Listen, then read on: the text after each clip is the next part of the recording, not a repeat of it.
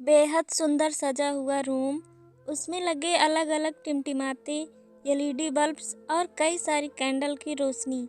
ऊपर से रात का पूरा दिखाई देता पूर्णिमा का चंद्र।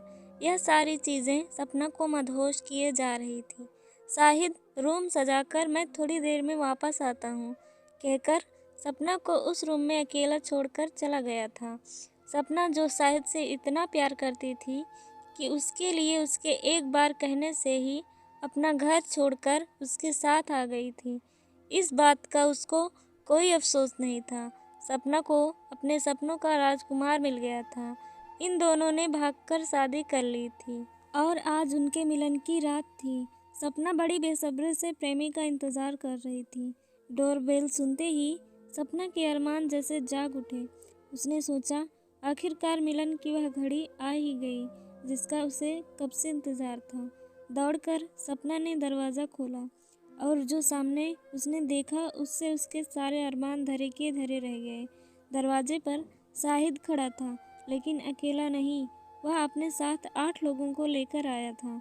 वह सभी आदमी थे, उसी की उम्र के। उन्हें देखकर सपना ने शाहिद की तरफ सवालिया नज़रों से देखा, जैसे पूछ रही हो, यह क्या मजाक है। शाहिद सपना की ओर बढ़ा और उसने अपने आलिंगन में भर लिया और बोला, डरो मत मेरी जान, ये सब अपने ही आदमी हैं। शाहिद सबको रूम के अंदर ले गया। सपना सबको पानी देने गई। तब सब उसको छेड़ने लगे, जिसका वह विरोध करने लगी और उसे यह देखकर बहुत आश्चर्य हुआ कि शाहिद कुछ भी नहीं बोल रहा था। उसका दिल तब टूटकर चूर-चूर हो गया जब शाहिद ने कहा कि जो सबसे ज़्यादा दाम लगाएगा सपना के साथ वही आज रात बिताएगा। सपना को अब समझ में आया था कि शाहिद उसके साथ ज़िंदगी बिताने के लिए नहीं, बल्कि उसे बेचकर उसकी इज्जत मिट्टी में मिलाने के लिए यहाँ लेकर आया था। सपना को अब काफ़ी पछतावा हो रहा था। उसे यह सोचकर और ज़्यादा रोना आ रहा था कि काश उसने अपने बाबा की बात मान ली होती, जो पहले से ही इस प्यार के खिलाफ थे। वे उसे काफ़ी समझाते आ रहे थे कि उन्हें शाहिद अच्छा लड़का नज़र नहीं आता है, लेकिन सपना ने उनकी एक ना सुनी थी। शाहिद के पैसों की बात पर उनके साथ आए लोगों ने बंदूक निकालकर उसी पर निशाना लगा दिया और बोले, पैसे तो नहीं, लेकिन सपना के बदले तुझे मौत ज़रूर देंगे।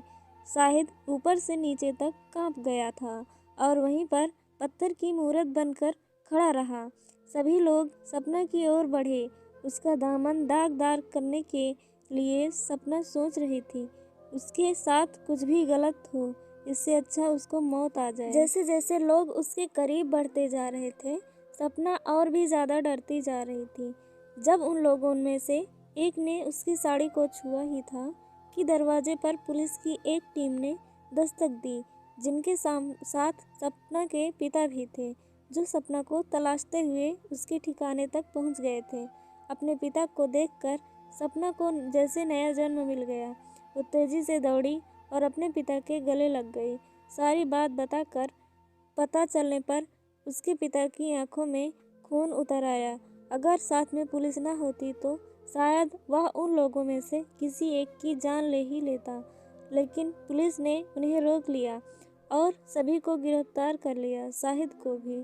दोस्तों, हम प्यार के खिलाफ नहीं हैं, लेकिन आज के ज़माने में जो देखा देखी में या फिल्म कहानियों को देखकर जिस तरह का प्यार युवा युवतियाँ करती हैं बिना सोचे समझे, उसके खिलाफ है।